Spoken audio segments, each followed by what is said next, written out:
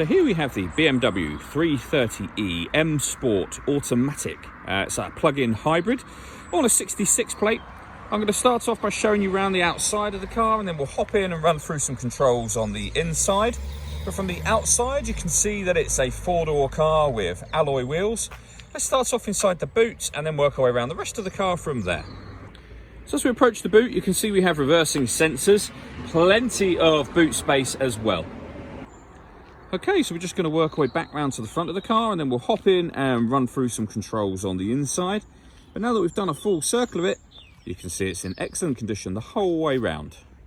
Just briefly before we climb in, I think it's while we're seeing the interior from this exterior point of view, there's plenty to run through on the dashboard, so let's hop in and we'll do that right now. Okay, now that we're inside the car, we're going to start with the dials. On the left-hand side, we have the fuel gauge, then the speedometer, and then the rev counter. At the bottom in the middle, you can see the total miles for this car, which are 27,353.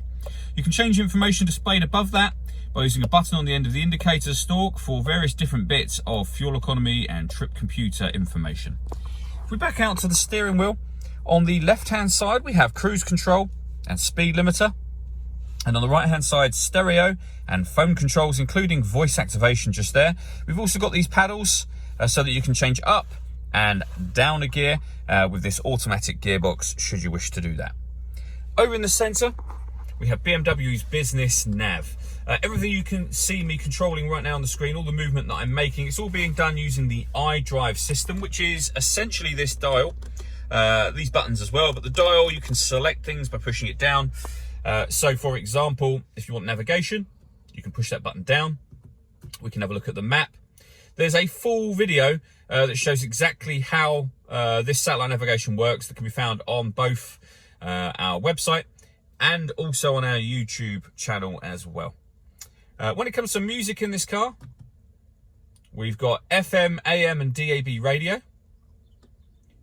You can listen to your own music as well via the CD player or by various external devices, which include USB, Bluetooth audio, and auxiliary input. So plenty of ways to listen to your music in this car. Working our way down, we have the CD player just here, the main volume for the stereo, and then dual zone climate control. So I can adjust the driver and passenger temperatures, the fan speed up and down. I can determine where I'd like the air to be distributed on either side of the car, and then hit that button to turn the air conditioning on, or hit auto, and the car will now take full control of this, and you can hear it doing that, so that it maintains the temperature itself. Just hit the auto button as I just did to override it and put it back onto a manual setting. Below that we have two cup holders and a 12-volt charging socket, the gear lever for the fully automatic gearbox, and then these buttons just here so that we can turn off the traction control.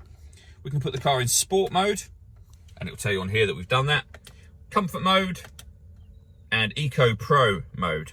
We can turn off the parking sensors, and we can force the car into its electric mode if there's enough charge. The car is currently, as we sit here right now, in electric mode, for example. All that leaves me to say is thank you for taking the time to watch this video. If you'd like to come and see the car and have a test drive, please feel free to call any of our MJA sites. We'd love to hear from you soon.